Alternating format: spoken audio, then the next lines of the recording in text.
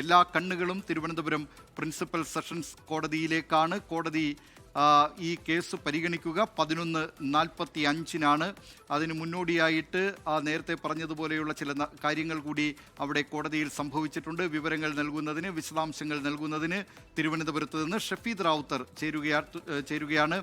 ഷഫീദ്, എന്തൊക്കെയാണ് ഇപ്പോൾ ഏറ്റവും ഒടുവിലായി നൽകാൻ കഴിയുന്ന വിവരങ്ങൾ?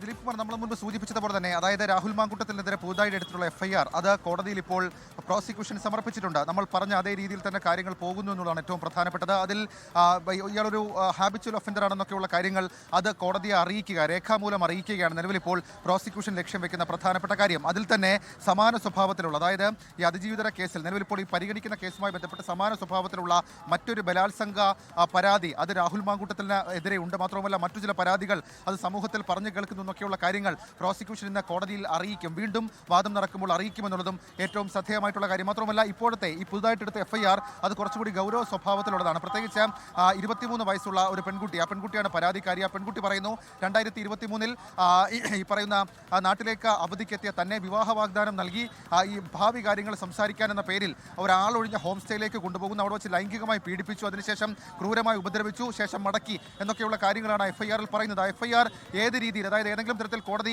ആ FIR-ൽ പെൺകുട്ടിയുടെ മൊഴിയുണ്ടോ, അല്ലെങ്കിൽ മൊഴി നൽകാൻ ഈ പെൺകുട്ടി സമ്മതിച്ചിട്ടുണ്ടോ, പെൺകുട്ടി ഐഡന്റിഫൈ ചെയ്തിട്ടുണ്ടോ എന്നൊക്കെയുള്ള കാര്യങ്ങൾ ജഡ്ജിയുടെ ഭാഗത്ത് നിന്ന്, മജിസ്ട്രേറ്റിന്റെ ഭാഗത്ത് നിന്ന് ചോദ്യമായി ഉയർന്നേക്കാം. അപ്പോൾ സർക്കാർ ഒരുപക്ഷെ ഈ പെൺകുട്ടിയെ സമീപിച്ചു, പെൺകുട്ടി മൊഴി നൽകാൻ വില്ലിംഗ് ആണെന്ന് പറഞ്ഞാൽ അതും ഈ മണിക്കൂറിലെ ഏറ്റവും പ്രധാനപ്പെട്ട വാർത്തയായി മാറും. ഇതിനോടകം തന്നെ നമ്മൾ പോലീസുമായി ബന്ധപ്പെട്ടിരുന്നു. ഈ രണ്ടാമത്തെ FIR-മായി ബന്ധപ്പെട്ട ഈ മൊഴി നൽകാൻ ഈ പെൺകുട്ടി തയ്യാറാണോ എന്നൊക്കെയുള്ള കാര്യങ്ങൾ നമ്മൾ ചോദിച്ചിരുന്നു. പക്ഷേ അപ്പോഴൊന്നും ക്ലിയർ ആയിട്ടൊരു മറുപടി അത് പോലീസിന്റെ ഭാഗത്ത് നിന്ന് ഉണ്ടായിട്ടില്ല. ഒരുപക്ഷെ കോടതിയിൽ അത് സ്ട്രൈറ്റ് ഫോർവേഡായി അവതരിപ്പിച്ചു കഴിഞ്ഞാൽ അത് രാഹുൽ മാങ്കൂട്ടത്തിൽ തിരിച്ചടിയാകും. അങ്ങനെ മറ്റൊരു പെൺകുട്ടി ഒരു പുതിയ പരാതിയുമായി ആ പെൺകുട്ടി മൊഴി നൽകി നിയമപരമായ നടപടിയുമായി മുന്നോട്ട് പോകാൻ തയ്യാറാണെങ്കിൽ അത് രാഹുൽ മാങ്കൂട്ടത്തിനെ സംബന്ധിച്ച് അദ്ദേഹത്തിന് ആശങ്കയാകുന്ന കാര്യമായി മാറും. അത് ആന്റിസിപ്പേറ്ററി ബെയിലിനെ കാര്യമായി ബാധിക്കുകയും ചെയ്യുന്നുള്ള കാര്യത്തിൽ തർക്കമില്ല. ഏതായാലും അങ്ങനെ ചില വളരെ നിർണായകമായിട്ടുള്ള നീക്കങ്ങൾ നടക്കുന്ന മണിക്കൂറുകളായി ഇത് മാറുന്നുണ്ട്. തിരുവനന്തപുരം സെഷൻസ് കോടതിയിൽ നീക്കങ്ങൾ നടക്കുന്നു. 11:45 ഈ കേസ് പരിഗണിക്കും. ഈ കേസ് പരിഗണിച്ചു കഴിഞ്ഞാൽ സ്വാഭാവികമായും ഇക്കാര്യത്തിൽ പുതുതായി നൽകിയിരിക്കുന്ന രേഖകളിൽ, പുതുതായി സമർപ്പിച്ചിരിക്കുന്ന കാര്യങ്ങളിൽ വാദമുണ്ടാകും. ആ വാദത്തിൽ